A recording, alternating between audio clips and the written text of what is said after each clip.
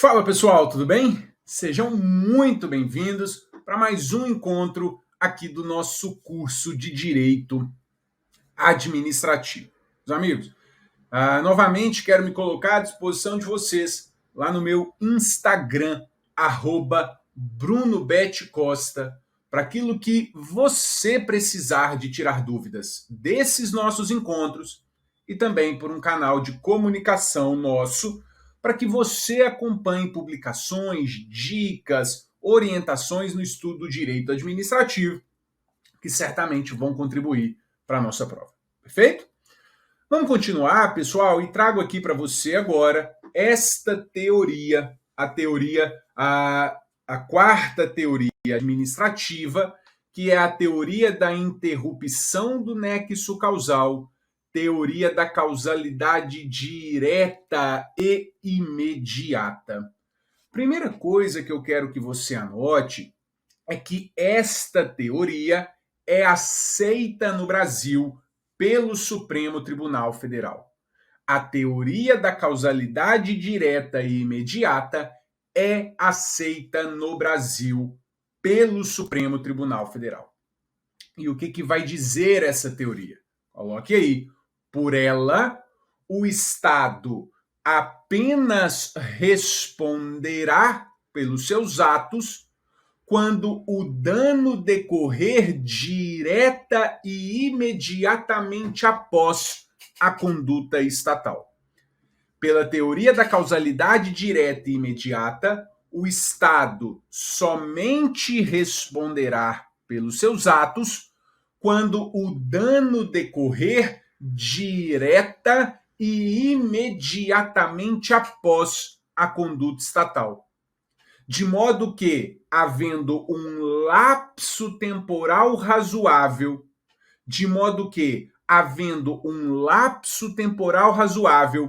entre a conduta estatal e o evento danoso, rompe-se o nexo causal.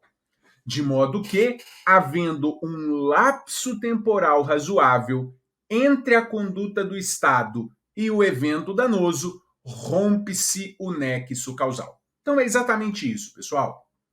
Pela teoria da causalidade direta e imediata, o Estado responde apenas quando o dano decorrer direta e imediatamente após a conduta estatal.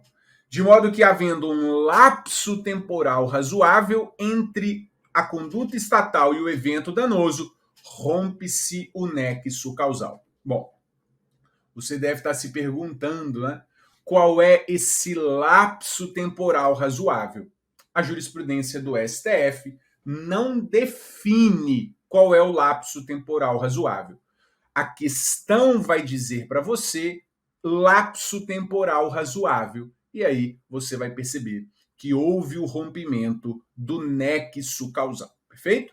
Essa teoria é aceita pelo Supremo Tribunal Federal e, inclusive, eu trago o RE, é o RE 608880, que vai dizer que, nos termos do artigo 37, parágrafo 6º da Constituição, não se caracteriza a responsabilidade civil objetiva do Estado por dano decorrente de crime praticado por pessoa foragida do sistema prisional, quando não demonstrado o nexo causal direto entre o momento da fuga e a conduta praticada.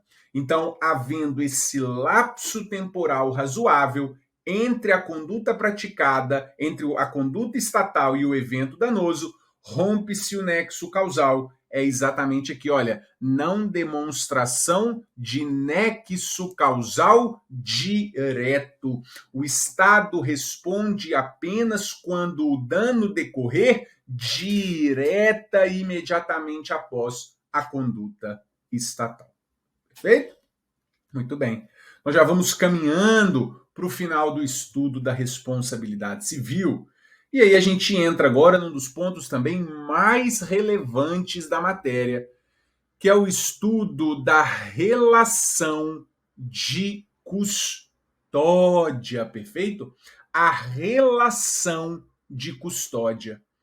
Anota para mim que a relação de custódia consiste nas pessoas e bens para as quais o Estado tem um dever de guarda, tem um dever de proteção especial. Relação de custódia consiste nas pessoas e bens para as quais o Estado tem um dever de guarda, tem um dever de proteção especial. Anote isso. Essa é a ideia da relação de custódia. Pessoas e bens para as quais o Estado tem um dever de proteção.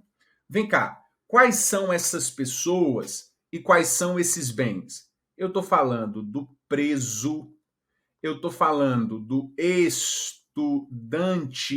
de escola pública, eu estou falando de bens que estão, por exemplo, bens que estão a poder do poder público, né, a poder do Estado. Aqui, por exemplo, o carro que está no pátio do Detran, né? Seu carro que foi apreendido, que está no pátio do Detran. Os seus bens que você compra quando vem dos Estados Unidos para o Brasil e ficam apreendidos na alfândega. São pessoas e bens para as quais o Estado tem um dever de guarda, para as quais o Estado tem um dever de proteção especial. Pois muito bem. Veja, pessoal, vamos lá. Essa relação de custódia, é importante que você saiba, ela é fundada na teoria do risco administrativo. É muito importante que você marque isso aí no seu caderno.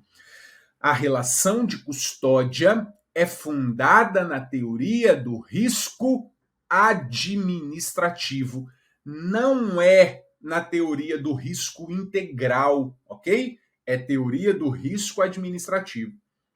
Dessa forma, a gente pode tirar duas conclusões. Se a relação de custódia é fundada na teoria do risco administrativo, a responsabilidade que nós vamos ter aqui vai ser uma responsabilidade objetiva.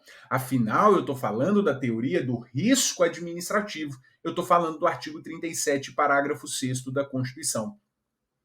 E também, já que eu estou falando na teoria do risco administrativo, nós vamos ter causas excludentes da responsabilidade estatal.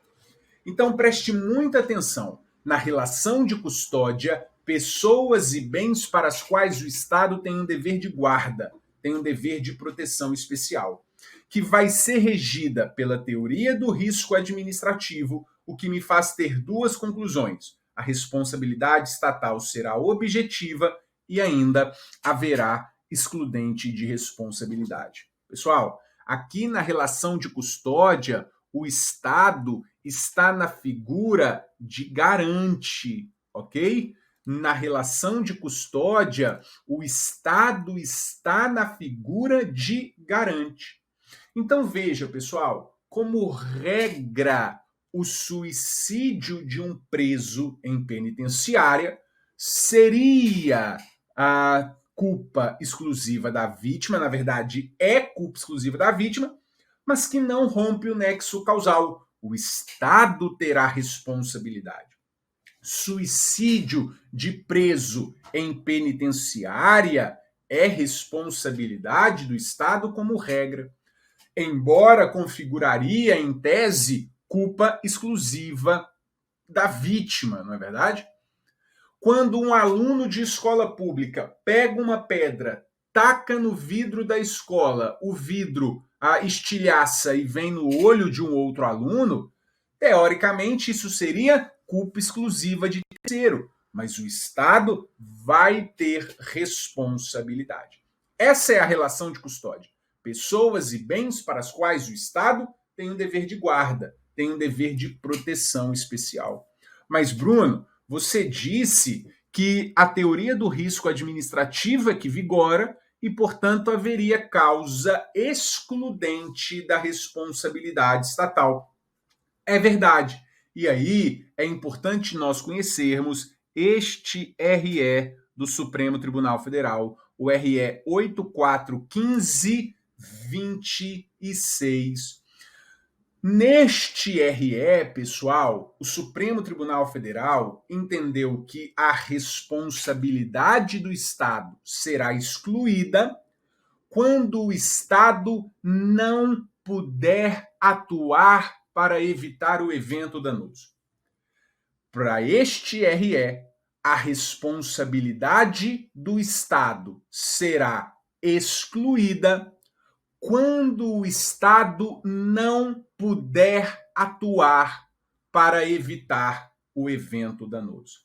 Quando o Estado, quando a conduta estatal não evitar o dano ocorreria independentemente da conduta estatal, o Estado não terá responsabilidade. Então eu digo a você que, como regra, o preso que falece, o que se suicida na penitenciária, é responsabilidade do Estado. Agora, veja, quando houver a situação de imprevisibilidade e a inesperabilidade, rompe-se o nexo causal e o Estado não mais terá responsabilidade. Quando houver a imprevisibilidade e a inesperabilidade, rompe-se o nexo causal e o Estado não terá mais responsabilidade. Porque aí o evento ocorreria independentemente da conduta do Estado. Preso que infarta na penitenciária é uma situação imprevisível, inesperada. O infarto poderia acontecer dentro da penitenciária ou poderia acontecer fora. Isso está para além das forças do poder público. O poder público não pode ser responsabilizado quando a sua conduta não puder evitar o dano. Então, muito cuidado com isso. Por isso, a relação de custódia é fundada na teoria do risco administrativo, porque, de fato, há causas excludentes da responsabilidade do Estado, quando houver uma imprevisibilidade e uma inesperabilidade. Outra coisa, a questão do suicídio de preso, né? A questão narra para você que o preso sempre teve bom comportamento, que ele tem acompanhamento médico, psiquiátrico, psicológico, que cumpre todas as suas obrigações, mas que do nada surta e se suicida. Pessoal, esse é o exemplo também de uma situação imprevisível e inesperada, que o Estado não teria como atuar para evitar o dano.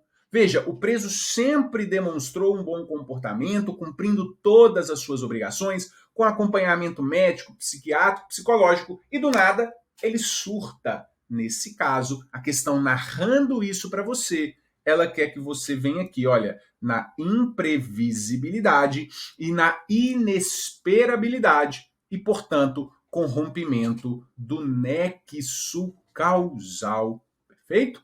Muito cuidado com isso. A gente não pode errar isso em prova. Perfeito? Muito bem. Caminho com você agora e chego num dos pontos também mais relevantes. Na verdade, a aula de responsabilidade, essas aulas de responsabilidade civil, são extremamente relevantes porque a gente está indo direto nas feridas, né? A gente vai direto nos pontos mais relevantes, sem perda de tempo. E sem sombra de dúvida, a temática da prescrição é relevantíssima, perfeito? Pessoal, veja, sobre a prescrição, você precisa perceber o seguinte, veja, nós vamos ter duas possibilidades de ação. Nós temos a chamada ação de indenização, nós temos a chamada ação de indenização e nós temos a chamada ação de regresso, perfeito? A ação de indenização é aquela ajuizada pela vítima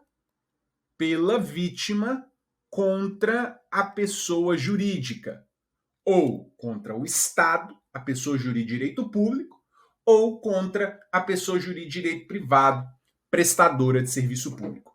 Então, ação de indenização é a ação da vítima contra a pessoa jurídica. Como a gente já viu, teoria da dupla garantia, não pode ajuizar ação contra o agente público. Essa ação de indenização é prescritível,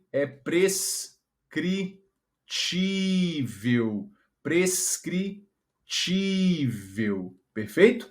Ela é prescritível no prazo de 5 anos, nos termos do artigo 1º do decreto 20.910 de 32, perfeito? A ação de indenização da vítima contra o agente público, contra o Estado, da vítima contra o Estado, é prescritível no prazo de 5 anos, artigo 1º do decreto 20.910. Agora, observe que a ação de regresso é aquela da pessoa jurídica, o Estado, ou a pessoa jurídica de direito privado prestadora de serviço público, o Estado, ou a pessoa jurídica de direito privado prestadora de serviço público, é a pessoa jurídica contra o agente público, perfeito? Contra o agente público. Essa ação de regresso, pessoal, é obrigatória em razão do princípio da indisponibilidade do interesse público. É obrigatória em razão do princípio da indisponibilidade do interesse público. Presente a figura do dolo, presente a figura da culpa, a pessoa jurídica tem que ajuizar a ação de regresso contra o agente público. Essa ação de regresso também é prescritível no prazo de 5 anos, nos termos do artigo 1º do decreto 20.910. Por muitos anos vigorou o entendimento de que a ação de regresso era imprescritível. Isso acabou. O Supremo Tribunal Federal entende que a ação de regresso de ilícitos civis é prescritível. A ação de regresso de ilícitos civis é prescritível. E é prescritível também no prazo de 5 anos. Perfeito? É o artigo 1º do decreto 20.910. Perfeito? Bom, para nós aqui falarmos de outros pontos sobre a prescrição, trago para você o enunciado 40 da primeira jornada de direito administrativo do CJF, que vai dizer, olha, que nas ações indenizatórias ajuizadas contra a Fazenda, aplica-se o prazo prescricional quinquenal previsto no decreto 20.910, em detrimento do prazo trienal estabelecido no Código Civil, o artigo 206, parágrafo 3º, inciso 5º, por se tratar de norma especial prevalecente sobre a regra geral. Até aí, nenhuma novidade, a gente já tinha falado sobre isso. Outro ponto aqui relevantíssimo é a súmula 647. Súmula 647, que vai dizer que são imprescritíveis as ações indenizatórias por danos morais e materiais decorrentes de atos de perseguição política com violação dos direitos fundamentais ocorridas durante o regime militar. Então, nos termos da súmula 647, a ação de indenização por danos morais e materiais decorrentes de atos do regime militar são imprescritíveis. Essa súmula 647 é do STJ. Perfeito, meus amigos? Pois, muito bem. Aqui, então, eu encerro com você a temática da responsabilidade civil do Estado e a gente passa agora ao estudo de uma nova matéria.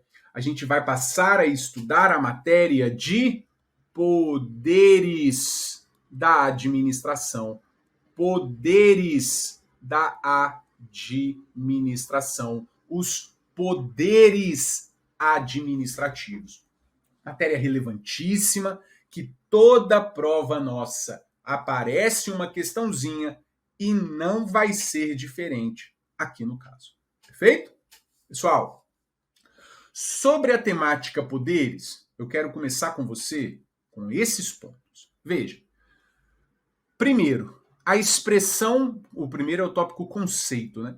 A expressão poderes pode ter duas conotações.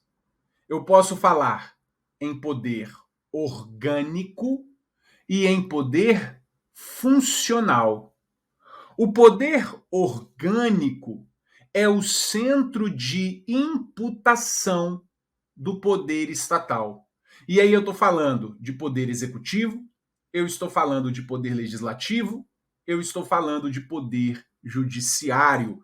Quando eu digo poder orgânico, eu estou falando da organização do Estado, dos poderes que compõem o Estado, executivo, legislativo e judiciário. Agora, quando eu falo em poderes funcionais, no poder funcional, eu trago que é o modo de exercer a função administrativa.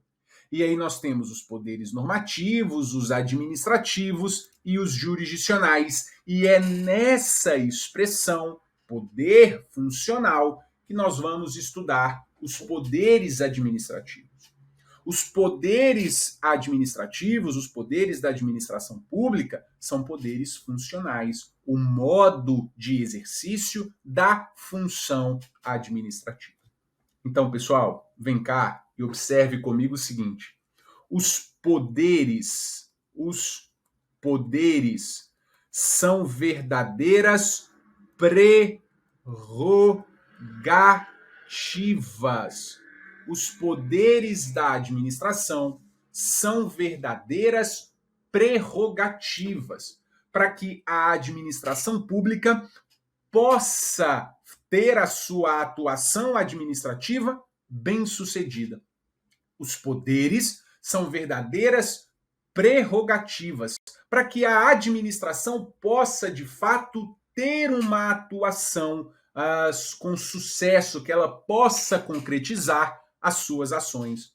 Os poderes têm por objetivo concretizar o princípio da supremacia do interesse público sobre o privado. Então, os poderes são essas prerrogativas para concretizar a atuação administrativa e, consequentemente, a supremacia do interesse público sobre o privado. Só que eu quero te dizer que os poderes, ao mesmo tempo que eles são prerrogativas, os poderes também encerram verdadeiras obrigações. Eles encerram verdadeiras sujeições para a administração pública.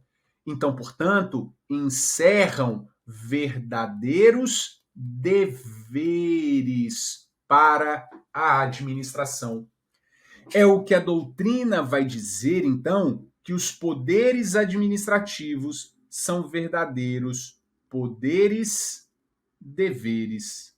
É um verdadeiro poder-dever, são os poderes deveres da administração.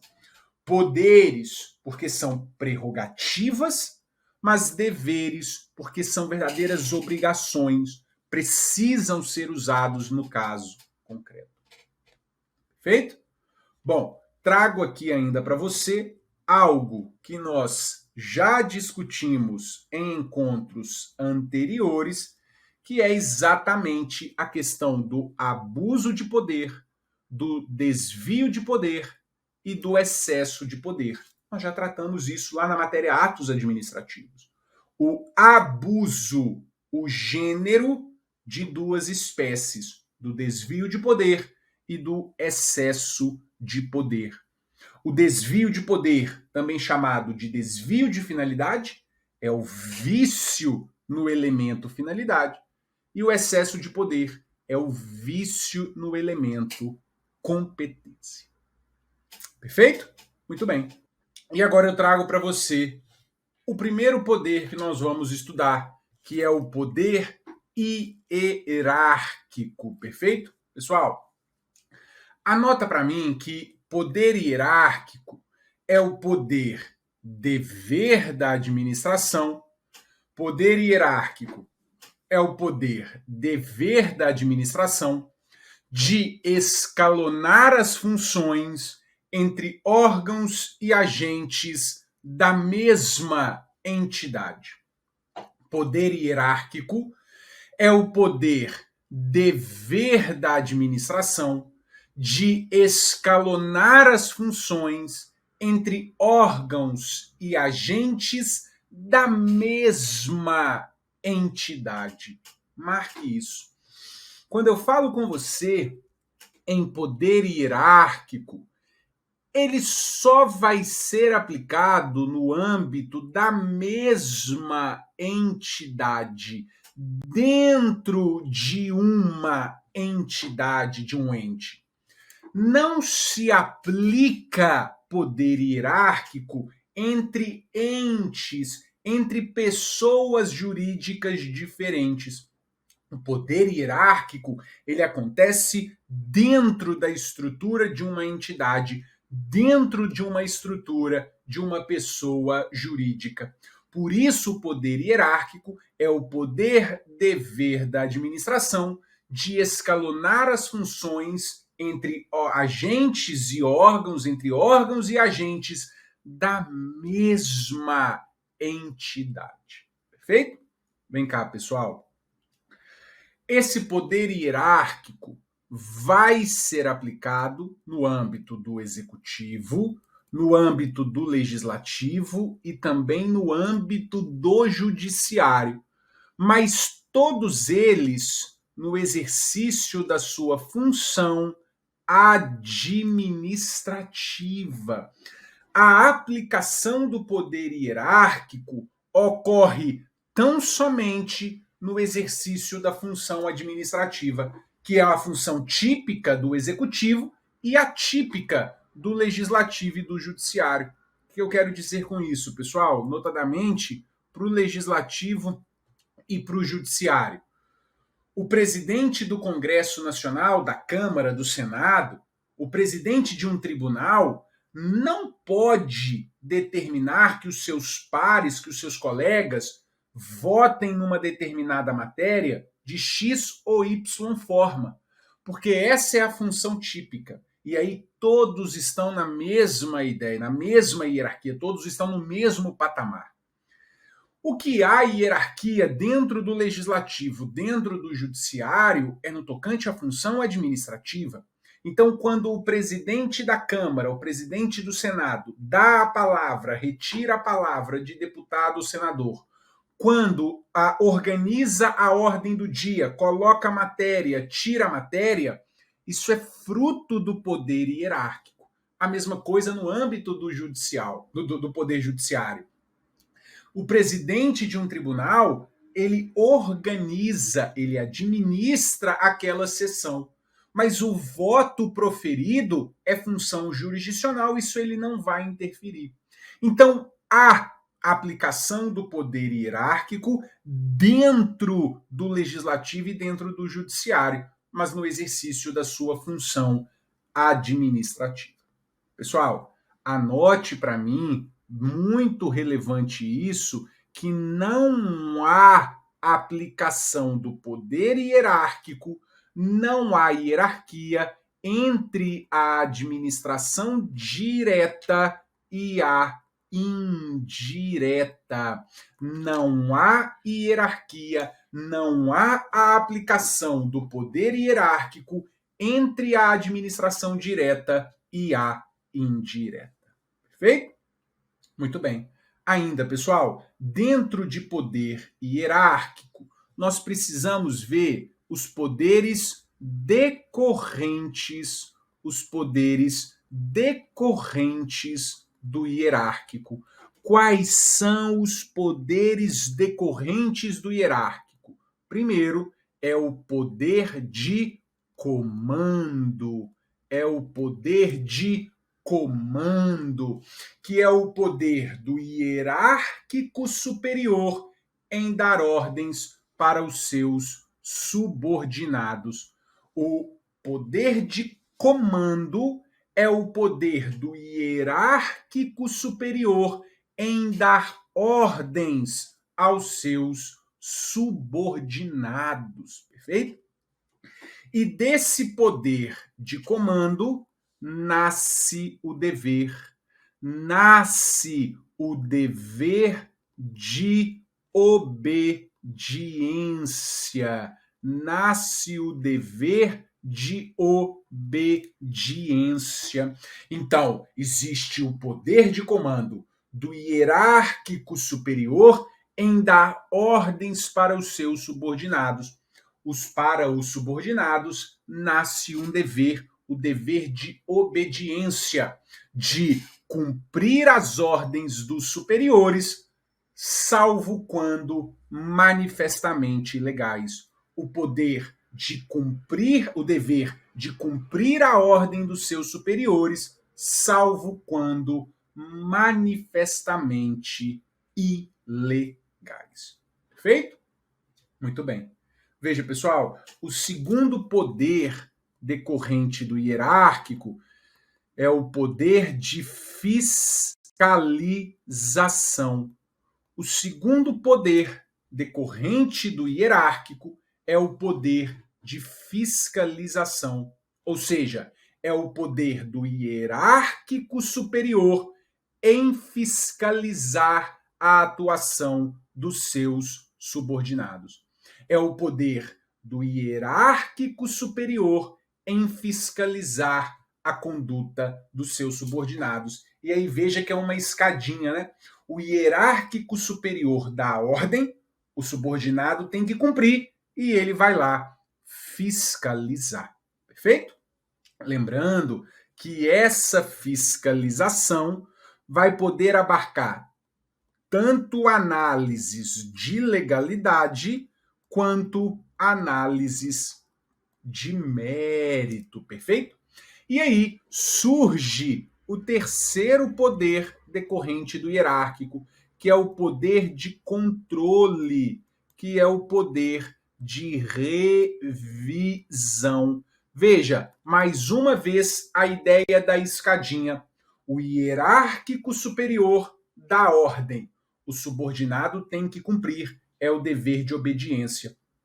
Agora veja, o hierárquico superior deu a ordem, ele vai fiscalizar. Não gostou, ele vai fazer o controle, ele vai fazer a revisão. Este controle, esta revisão, que vão poder ocorrer por meio da anulação ou por meio ainda da revogação. Esse controle, essa revisão, podem gerar a anulação e a revogação. A anulação, quando o ato for ilegal, a revogação, quando o ato for legal, mas não for mais oportuno e conveniente. Perfeito? Muito bem. Outro poder decorrente do hierárquico, o nosso quarto poder decorrente do hierárquico, é o poder de avocação, e de delegação. Perfeito? O poder de avocar, de chamar para si, e de delegar, de transferir a outro. Nós já estudamos isso também. E o quinto e último poder decorrente do hierárquico é o poder de dirimir. É o poder de dirimir conflitos de competência. Poder de dirimir conflitos de competência. Quero dizer, meus amigos, há duas autoridades se julgam competentes, o conflito positivo, ou duas autoridades se julgam incompetentes, o conflito negativo. Quem vai resolver? A autoridade hierarquicamente superior. Então, o hierárquico superior vai dirimir os conflitos de competência. Perfeito? O que eu quero que você anote ao final aqui para mim? Olha, coloque para mim no seu caderno que o poder hierárquico não pune ninguém. Anote isso. O poder hierárquico não pune ninguém. As sanções impostas a servidores não são frutos do poder hierárquico. Serão frutos de um outro poder. Qual poder? Este, o poder disciplinar. Perfeito? E é o que a gente passa a estudar nesse momento. Anota, pessoal, que o poder disciplinar é o poder dever da administração. Veja, é o poder dever da administração de apurar infrações, é o poder dever da administração de apurar infrações e de apurar infrações e de aplicar penalidades aos seus servidores. É o poder dever da administração de apurar infrações e aplicar penalidades aos seus servidores e a particulares que se submetam ao regramento administrativo. Então, muito bem, esse é o conceito de poder disciplinar. É o poder dever da administração de apurar infrações e aplicar penalidades a duas pessoas. É o poder dever da administração de apurar infrações e aplicar penalidades aos servidores e a particulares que se submetam ao regramento administrativo. Perfeito? Pessoal, observe aqui o seguinte: ninguém na sua prova vai perguntar o poder disciplinar para servidor, porque é óbvio que a sanção aplicada a servidor é fruto do poder disciplinar.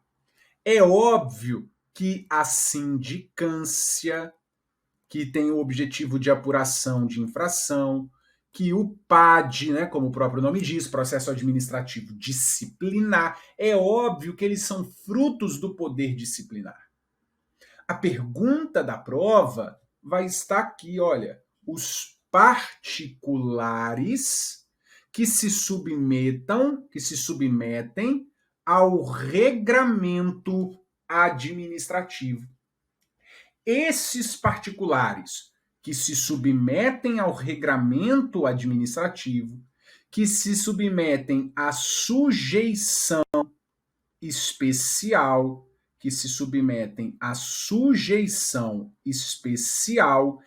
esses particulares, sim, se submetem ao poder disciplinar. Quem são eles? Quem são esses particulares que se submetem ao regramento administrativo? Eu estou falando do preso, eu estou falando do estudante de escola pública, eu estou falando do contratado com a administração. Estou falando do contratado pela administração. Eles vão se submeter ao regramento administrativo. Eles vão se submeter ao poder disciplinar. Chamo a atenção para você que quando o preso é sancionado, quando o preso é sancionado com ausência de banho de sol, por exemplo, é fruto do poder disciplinar. Quando o estudante de escola pública toma uma advertência na escola, é fruto do poder disciplinar. Quando o contratado toma as sanções previstas na lei de licitações, é fruto do poder disciplinar. Feito? Toma muito cuidado, pessoal, que existem particulares que se submetem, que tenham um vínculo geral com a administração.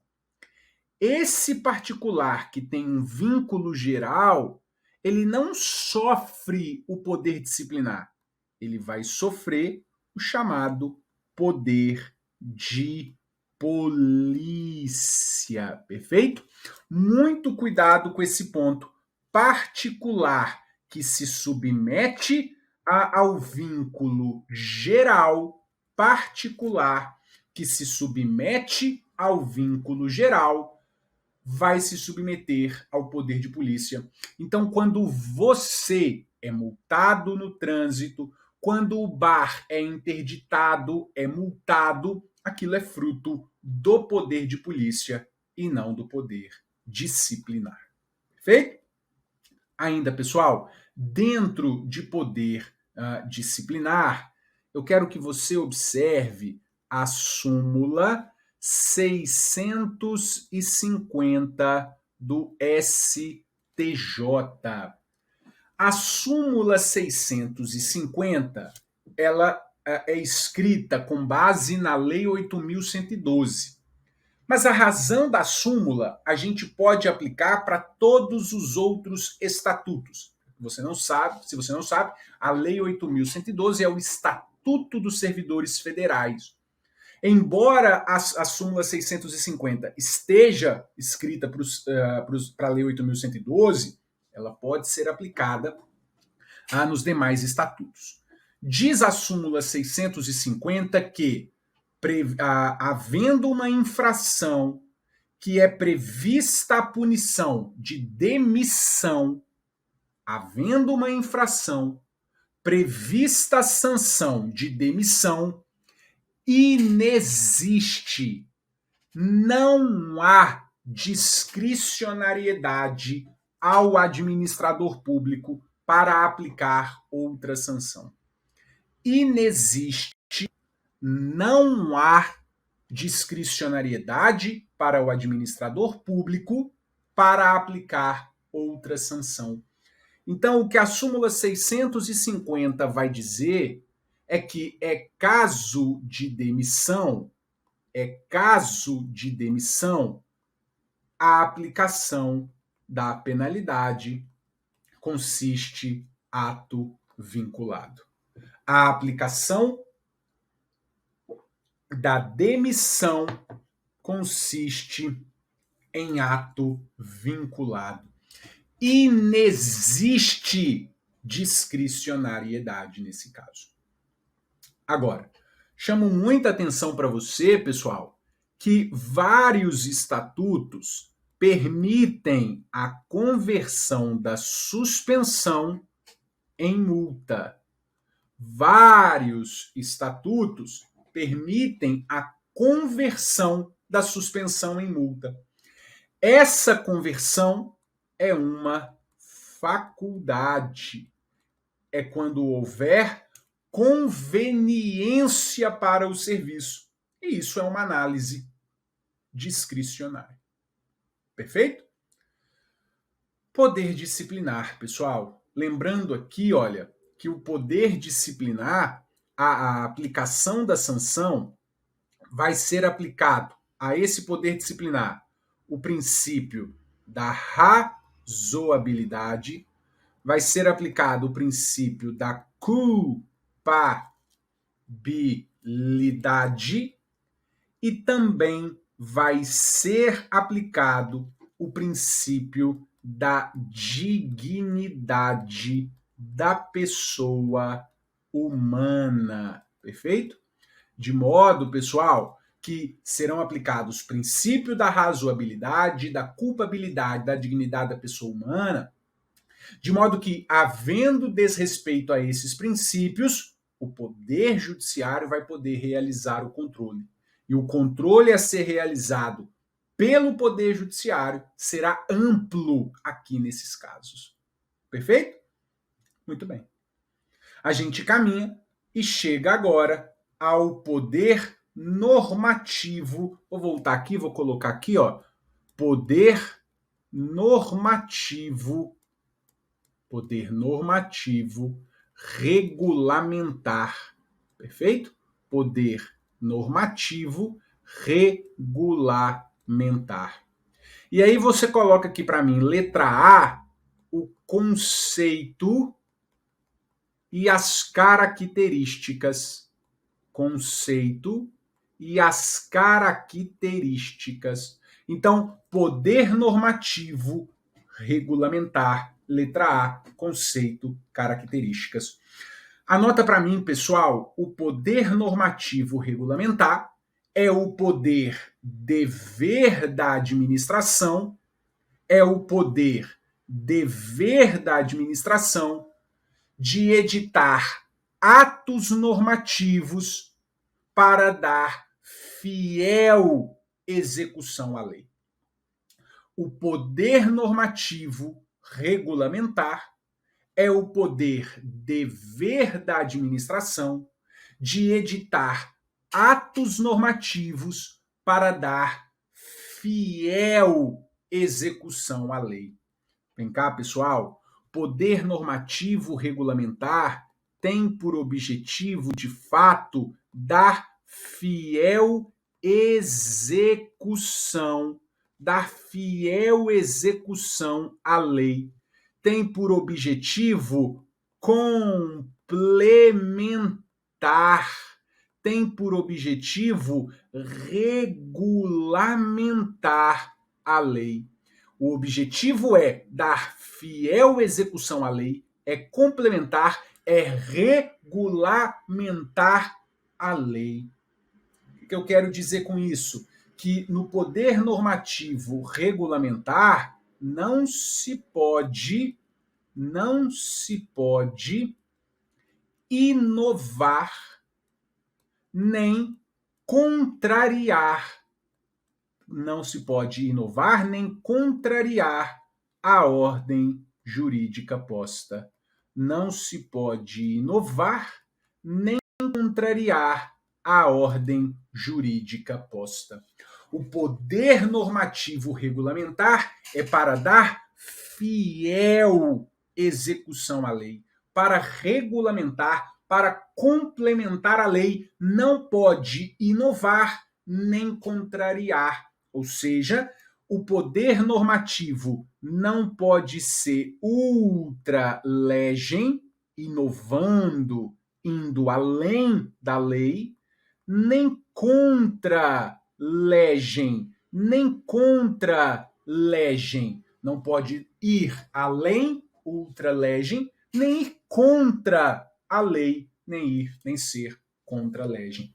O poder normativo regulamentar tem que editar atos normativos para fiel execução da lei.